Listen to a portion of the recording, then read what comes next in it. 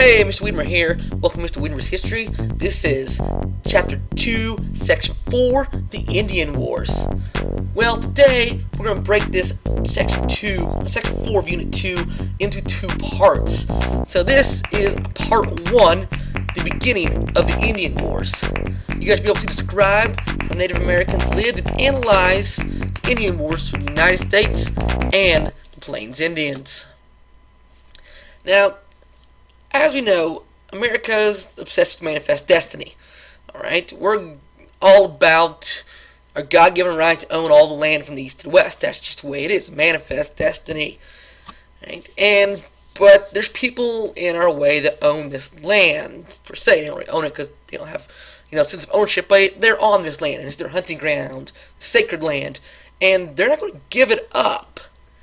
And so the settlement in the West is going to dramatically alter the Plains' way of life. It's going to destroy the Plains Indians' way of life. So here's a little bit of background on the Plains Indians.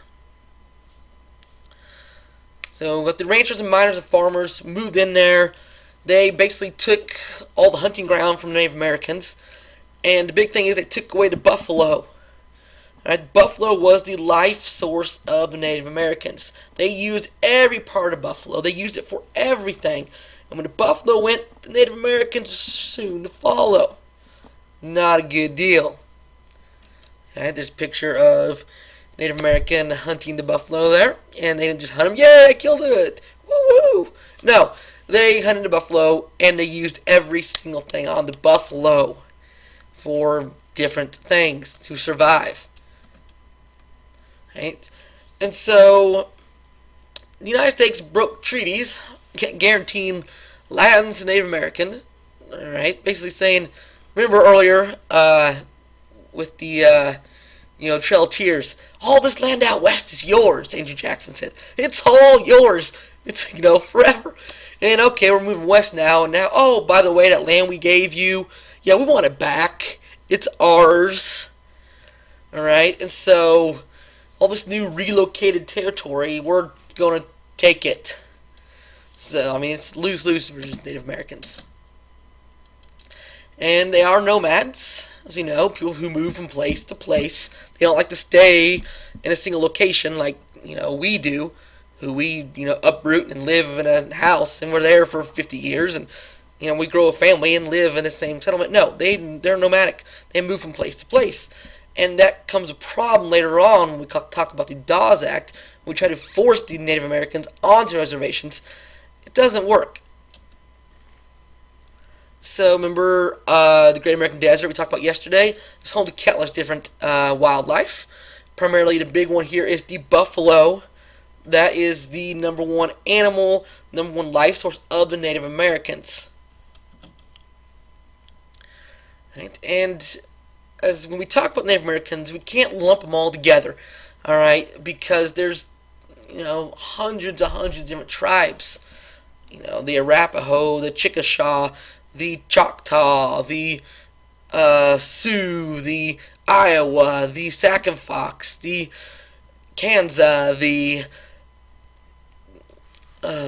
Sioux.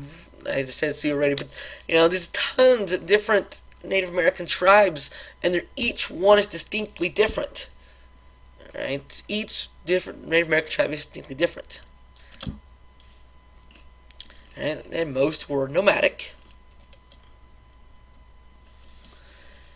And in the 1600s, horses are going to change the way Native Americans live. Remember, the horses were brought over by the Spanish. Spanish brought over the horses when they came and colonized the New World. And the Native Americans did not have horses, so they quickly adopted horseback riding, quickly adopted lifestyle of the horse, and it really revolutionized their way of life. It changed it forever. Changed the Native American way of life forever.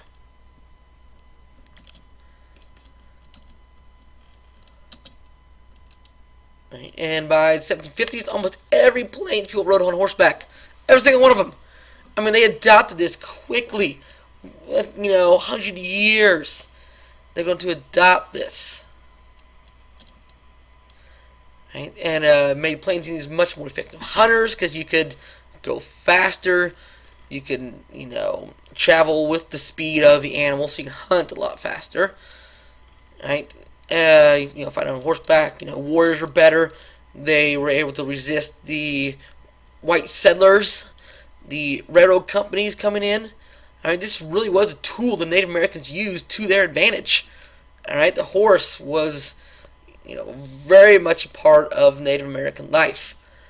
Now, the big part here in Section 1, this right here is very, very important. The Army encouraged the killing of the buffalo because they wanted to force Native Americans onto reservations. They thought if you take away the life source, take away all they had, you will make them go on the reservations. You'll force them to adopt, to assimilate to the American culture. That was our number one goal for Native Americans, to force them on the reservations and to make them assimilate into American culture. Now, some, they wanted to just blow them all out of the sky. But no, the majority, the American governments, what they want to do was force them on to reservations. Assimilate into American culture. Become one of us. Okay, it's hard to do. Break thousands and millions of years of tradition. And so we're going to have a clash. A cultural clash. But remember that. Okay, the Army was trying to get rid of the buffalo, force Native Americans onto reservations so they can assimilate into American culture. Many did, but as we find out, many resisted. You see in this map here sets up this Indian wars that are coming. Big ones like Little Bighorn, the Sand Creek Massacre down in Fort Lyon, Colorado, Wounded Knee. This is the big ones that we're going to talk about here in part 2. You see clashes all over. Here's all the reservations that we stuck them on. Areas where we don't want to live. The white Americans don't want to live. We're going to stick Native Americans on these reservations. It's horrible. Look at this Native American population chart here. 1850, there's over 400,000 Native Americans.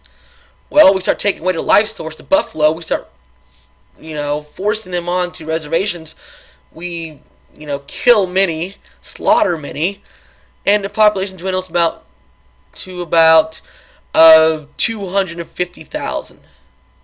That's almost nearly in half. We cut the Native American population down. That's really, really bad.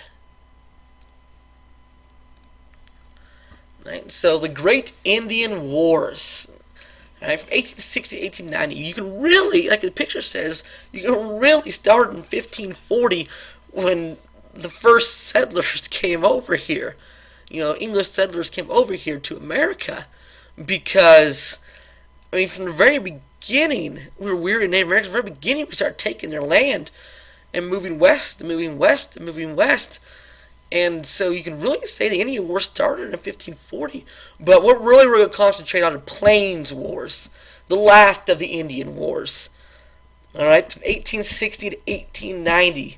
These are the ones that really shaped the West, shaped America in the late 19th century.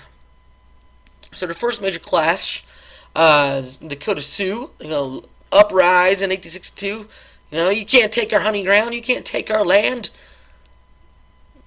And Little Crow, he is going to be the one leading this uprising.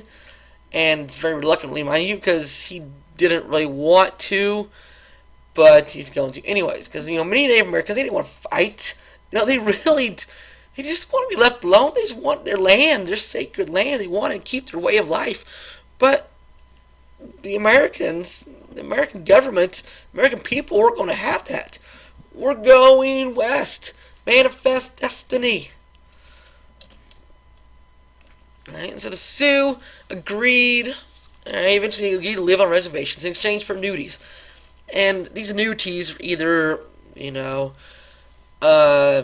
weapons, alcohol, clothing, money, you name it, position in a government or something, and many of these payments, they're all lies.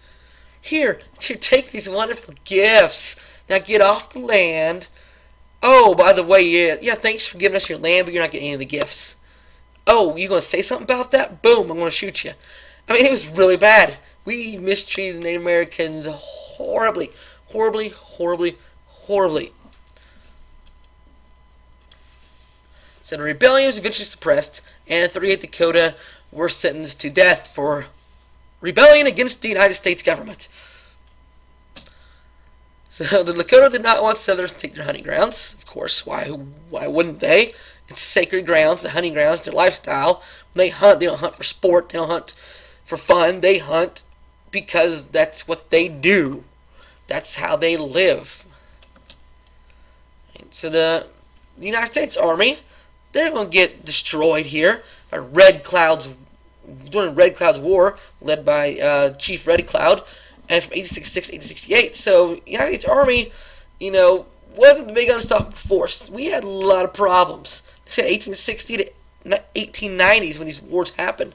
We really struggled between the United States Army and the Native Americans. Really, really had a long struggle. 30-year struggle. Just these wars. There's Red Cloud there. Right, taking of Native American land. Right, next concentrated fighting broke out in Colorado. This is the doozy. This is the one. It's really bad. Really bad. But just, I've talked a lot about black marks in American history. The things that make American government, America, look awful. Such as slavery, the Trail of Tears, and now this. This is just one of the many black spots in these Indian wars. And the government's going to try to force the Arapaho and Cheyenne from the area, basically saying, 10 years earlier, it's like, this is your land forever, it's yours, take it. Alright, 10 years later, oh yeah, we want this land back. Sorry for the inconvenience. And so warfare is going to last 3 years. So Sitting Bull, he comes in later, but Black Kettles, he was trapped at Sand Creek, and the big thing is, Black Kettle is going to negotiate a treaty. Okay? Negotiate a treaty, a peace treaty. Okay, so they go to Fort Lyon, Colorado, and they camp out. Alright, there's women and children, there's warriors, and so they're going to negotiate a treaty with the United States Army. And there's Black Kettle there. But what ended up happening was they're told, they're told to camp out Sand Creek. Then the Colorado militia savagely attacked and massacred hundreds of Native Americans. Hence named Sand Creek Massacre. Like I said, this is the black spot on American history. We blatantly massacred hundreds of Native Americans. They're there thinking there's going to be a peace treaty, and we massacred them. So Sand Creek Massacre. Right? And then they get back a couple years. The Sioux, they were forced off their land as well. And so after the Bloody War of the Sioux and the Sand Creek Massacre, people are like, what in the world is going on? We want manifest destiny as much as the other person, but at what cost? At what cost are we fulfilling a manifest destiny? At the cost of thousands of lives of innocent women and children? Is that the cost? Is that what we're willing to take to achieve this goal of living from east to west, owning all this land? And so people like, government, you have to change your policy. You got to change this.